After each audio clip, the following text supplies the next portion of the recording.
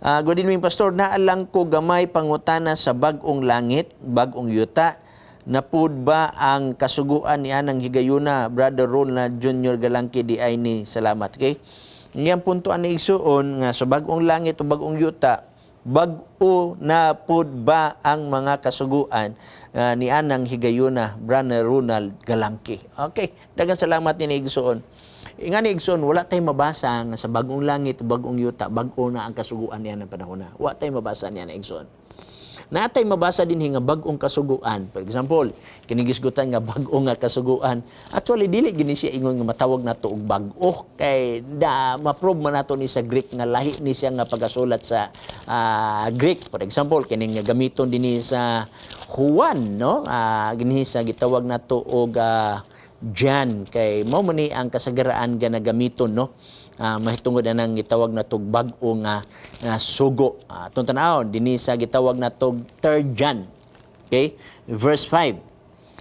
Ug karon mga muyo ako kanimo, senyora, dili nga daw ingon sa nagsulat ako kanimo usa ka bag-ong sugo, kundili sa sugo nga ato nang nabatunan sukad pa sa sinugdan nga mao kini nga kinahanglan maghigugmaay ang usag-usa, ug ang gugma mao kini nga kinahanglan managawi kita subay sa iyang mga sugo.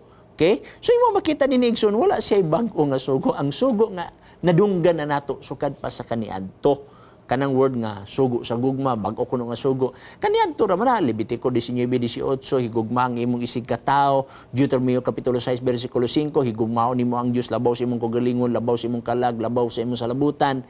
Unya pag-abot ni sa bagong tugon, gitawag nga kini bag-o nga sugo, og si Juan nag-ingon, dili kini nga bag-o nga sugo, kun dili kining sugo, mao kani ang gisgutan sa karaan.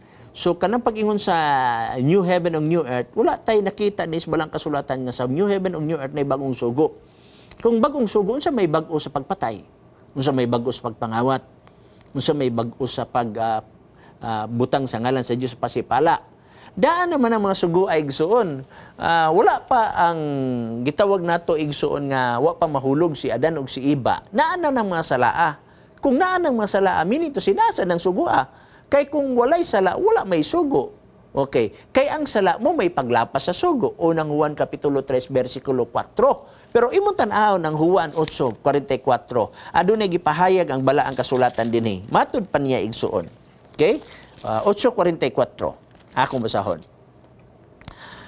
Kamo gikan sa inyong amahan nga mao ang yawa. Hinumdumi ang yawa igsuon, wala pay tao nan ang yawa. Una nabuhat ang yawa kaysa tao. Una nabuhat ang yawa kaysa mga materialis nini nga kalibutan. Okay? Mabitaw nahulog si Adan ug si Eva tungod sa yawa. So therefore imo makita una ang yawa. Pero tanaw nato sa ang yawa, ang prinsipyo sa yawa naka-record ni. Kamo gikan sa inyong amahan nga mao ang yawa. Og ang inyong tinguha mao ang pagtagbaw sa pangibog sa inyong amahan. Siya mo'y usak ka manmumuno sukad pa sa sinugdan, og siya walay labot sa kamatuoran, kay ang kamatuoran wala diha kaniya. Inig pamakak niya, magasulti tukma sa iyang kugalingon kaniya, kay siya bakakon man og aman sa bakak. Bakakon siya og aman sa bakak. Kano sa man siya na bakak? Dili lawang sa Garden of Eden. Wala pa'y Garden of Eden igsuon, ang yawa na makak na dito sa langit. Mabitaw 1/3 sa manulunda iyang nakuha. Sumala sa mabasa nato sa Pinadiyag kapitulo 12. 1/3 sa population sa heaven iyang nakuha. Unsa iyang gigamit? Bakak. So wala pa ang tao na hulog sa sala igsuon.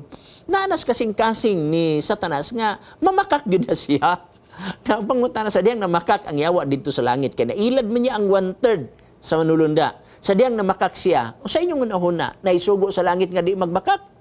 Kaya dili man nimo ma-charge si Satanas nga namakak siya sa 1/3 sa manulunda, kaya nailad niya ang 1/3 sa manulunda. Dili mo siya ma-charge og bakak kung wala isugo sa bakak. Therefore, ang sugo sa bakang dili mamakak, naana na sa langit dito pa, wala pa ang tao, naana na ang dili magbakak. Mamangani sa napulo ka sugo, gibutang gyud sa Dios sa napulo ka sugo, dili ka magbakak. Dili ka magpatay. Ang yawa, sumala sa balang kasulatan, mamumuno sa kansa sinugdan. Inig pa makak niya, nahimo siyang amahan sa bakak. Nga naman, naaman, diya man gikan sa iya ang mga bakak. Bitaw nga, dili ta posible ba ang yawa, muhimo nga, mo-impluensya sa una-una og pangatarungan sa tao? Yes. Tanawa, rugar igsoon. mo bitaw nadaghan ang pagsabot sa Biblia kay ang yawa ning lampos.